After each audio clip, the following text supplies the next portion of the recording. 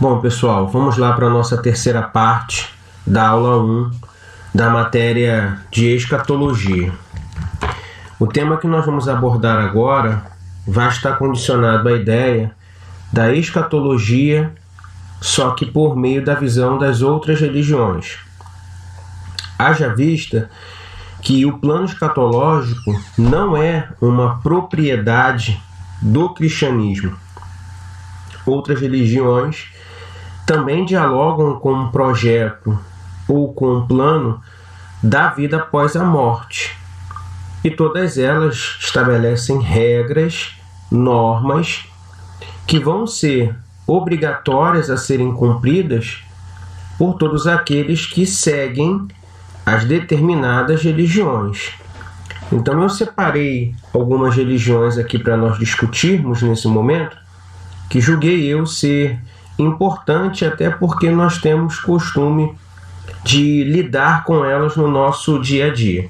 É evidente que eu não tenho tempo nem possibilidade de discutir todas as religiões, haja vista que são diversas delas.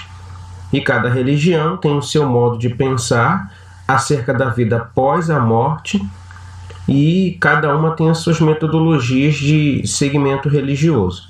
Tá ok? Então vamos seguir aí com os slides para o nosso diálogo. O primeiro aqui que eu quero trabalhar com vocês é o pensamento do hinduísmo. Tá ok? Os hinduístas acreditam na reencarnação ou transmigração, que é o processo em que o morto volta a viver, porém em forma inferior, incorporado em um animal ou até mesmo no corpo de um inseto. Aqui, para o hinduísta, eles vão dialogar com a ideia da transmigração da alma, tá ok? Então existem duas diferenças. Uma coisa é você encarar a reencarnação, outra coisa é você entender a transmigração. Como vai funcionar a transmigração? Existem dois tipos de personagens. O primeiro é aquele que seguiu as regras estabelecidas pela religião, tá ok? E no findar dos seus dias, ele morreu. Só que pelas práticas das boas obras que ele executou, pelo fato dele ter conseguido dialogar bem com a religião, com o seu próximo, ele vai executar o processo de transmigração da sua alma. Porém, ele vai executar todo esse retorno para o corpo de um animal. Exemplo, a Índia é um país hinduísta e lá existem diversos tipos de deuses, milhares por sinal. E todos esses deuses vão dialogar com um animal. Então, quando você faz esse processo de transmigração da alma, pelo fato de você ter seguido as regras da religião, você volta no corpo de um animal. Geralmente esse animal é um daqueles que são vistos como deuses, estão divinizados por aquela sociedade, ninguém toca, ninguém mexe, ninguém mata, porque aquele animal é um deus, tá? Então, se você executou boas obras, você vai retornar à Terra, só que no corpo de um animal. Agora, você não seguiu as regras da religião, você não executou boas obras, não foi um personagem que produziu algo relevante para a sociedade da época. Você também vai fazer o mesmo trajeto da transmigração da alma, porém, você vem no corpo de um inseto, tá? Para pagar a dívida que você deixou durante o seu período de vida, como se fosse uma punição. O cristianismo trabalha com o céu e com o inferno.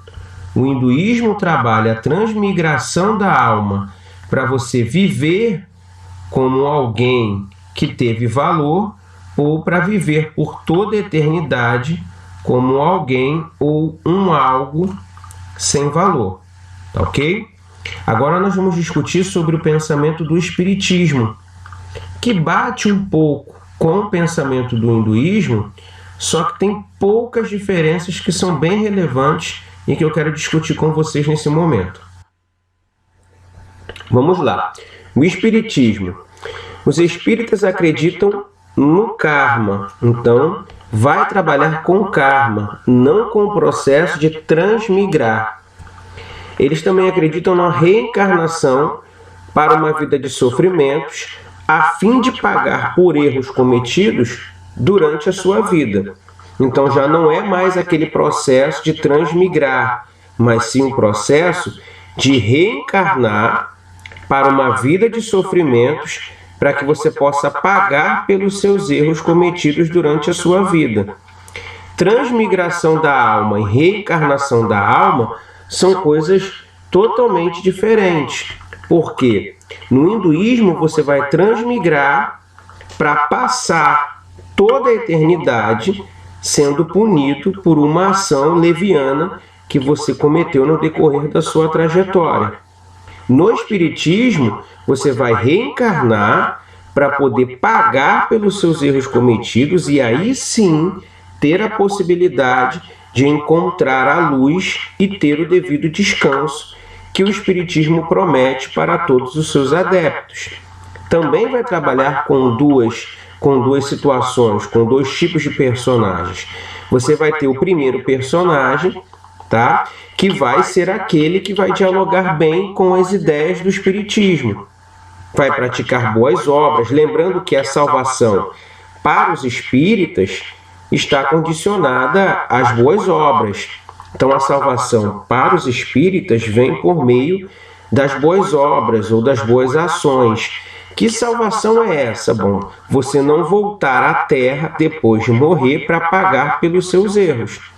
Então ele vai, viver uma vida boa, uma vida decente, praticando boas obras, com uma ética e uma moral que chame a atenção dos demais, enfim. Então, se assim ele o fizer, ele vai, depois da sua vida, encontrar o caminho da luz e vai ter ali o seu devido descanso por toda a eternidade. Vai ser um ser de luz. Agora, se ele não executar as boas obras, se ele não ter uma vida pautada numa ética, numa moral, ele não consegue a sua salvação antes de reencarnar no corpo de um outro ser humano, que é outra diferença entre o espiritismo e o hinduísmo. Tá? No espiritismo ele reencarna no corpo de um outro ser humano para poder pagar pelos seus erros, que é aquilo que eles vão denominar como karma, para que depois dessas ações eles venham ter condições de encontrar o caminho de luz e obter o mesmo descanso que o outro que executou boas ações está podendo usufruir nesse exato momento. Então, o hinduísmo trabalha com a transmigração da alma e o espiritismo trabalha com a reencarnação da alma. O espiritismo, por exemplo, por pensar dessa forma, vai desconstruir por completo o pensamento cristão, tá? Que trabalha com o céu e o inferno, porque se eu tenho a possibilidade de pagar pelos meus erros, tá? Que é o meu karma, eu jamais vou para o inferno.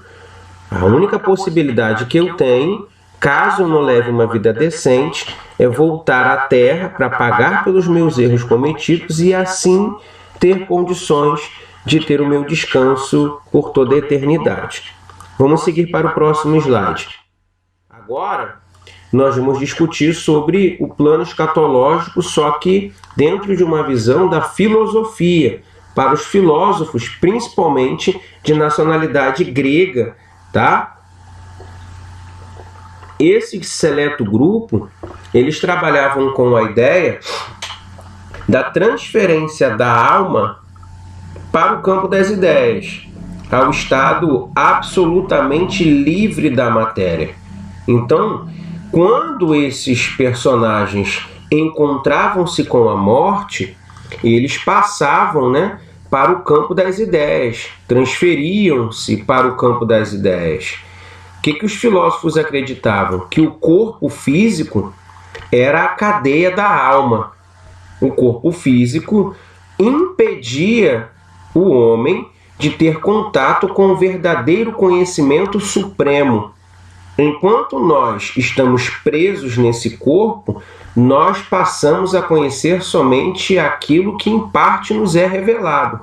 Mas quando morremos, pelo contato, com a morte, pelo fato de nós nos libertarmos da cadeia que é o nosso corpo, nós passamos a ter contato com aquilo que em parte não nos foi liberado, porém agora nos é. Então, pós-morte, os gregos entendiam que tinham contato direto com todo o conhecimento, com todas as ideias, com todas as perspectivas de pensamentos produtivos. Então, morrer para os filósofos, principalmente para os gregos, era motivo de lucro. Paulo, quando vai dialogar com os filósofos no Areópago grego, ele utiliza esse tipo de verbo, ou esse tipo de diálogo. Ele vai dizer que morrer para ele era lucro, porque ele entendia que pós-morte esse conhecimento extremamente elevado lhe seria concedido. Tá bom? Então os filósofos compreendiam esse tipo de perspectiva. E agora a ideia da cristandade. O cristianismo, ele defende a ala de dois destinos, o céu e o inferno. Também fala de duas maneiras de se achegar a ele, pela morte ou pela vinda de Jesus. As igrejas evangélicas no mundo todo têm em comum o fato de que um dia a trombeta de Deus soará, os que morreram em Cristo ressuscitarão primeiro e todos os salvos, onde quer que eles venham a estar, serão arrebatados. Essa linha da cristandade no plano escatológico, existem três tipos de vertentes. A vertente católica, a vertente protestante e a vertente adventista.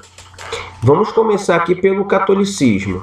Essa classe aqui, ela vai defender a ideia do pós-morte com a condução da alma daquele ser humano para o purgatório, para que ali ele possa esperar o seu julgamento, se vai para o céu ou se vai para as profundezas do abismo, que nós denominamos como sendo o inferno.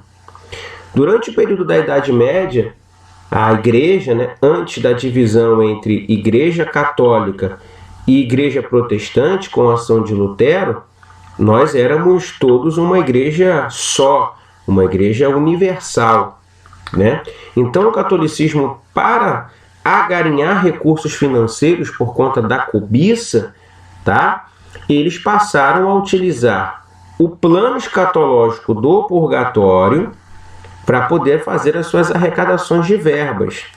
Eles vão pegar uma ideia chamada de indulgência, que foi criada lá no período da igreja primitiva, e começam a colocar tal ideia em prática para poder tentar arrancar dinheiro dos seus fiéis. Qual era a pregação do catolicismo? Eles diziam que se alguém pagasse a indulgência, esse pagamento tinha o poder de retirar a alma do ente querido do purgatório e conduzir essas pessoas diretamente às regiões celestiais. Ou seja, se eu pagasse a indulgência, eu interrompia o processo de julgamento divino que poderia conduzir essa pessoa em direção, por exemplo, ao inferno. Suponhamos que eu conhecia o fulano que morreu e agora está no purgatório. Eu sei que, mediante as práticas dele, ele nunca vai ser absolvido. Ele vai para o inferno. E por não querer que ele passe por esse julgamento, eu me antecipo ao julgamento divino, pago a indulgência e, mediante a esse pagamento, eu dou a possibilidade desse cidadão ir morar no céu. E a Igreja Católica da época arrecadou uma verba muito grande com tais práticas. Aqui nós temos a visão protestante, Os protestantes eles vão trabalhar essa ideia de estado intermediário tendo como base dois tipos de pensamento. Primeiro, eles vão trabalhar com o pensamento do seio de Abraão, tá? Como período intermediário, aquilo que nós vamos estar inseridos em uma localidade pré-julgamento. Para aqueles que estão em Cristo Jesus, ou melhor, aqueles que morreram em Cristo Jesus, eles vão para o seio de Abraão, para que ali eles esperem o arrebatamento. Agora, aqueles que morreram sem Cristo Jesus, eles vão também para um estado intermediário, só que é denominado como Sheol, que é o lugar de tormento, tá? Então são dois ambientes, o seio de Abraão para quem morre com Cristo e o Sheol para aqueles que morrem sem Cristo. Os adventistas também dialogam com a mesma ideia, com os dois ambientes intermediários, com o seio de Abraão e com o Sheol, tá bom? A diferença de pensamento entre os protestantes e os adventistas está condicionado ao estado em que cada uma dessas pessoas vão estar depois do pós-morte nesse ambiente intermediário. Por exemplo, os protestantes vão denominar esse lugar como sendo chamado de paraíso e vão defender a ideia de que todos aqueles que morreram tanto com Cristo quanto sem Cristo estão cientes da localidade que estão podendo usufruir da localidade que estão, e se morre com Cristo, está no seio de Abraão, tem paz e gozo.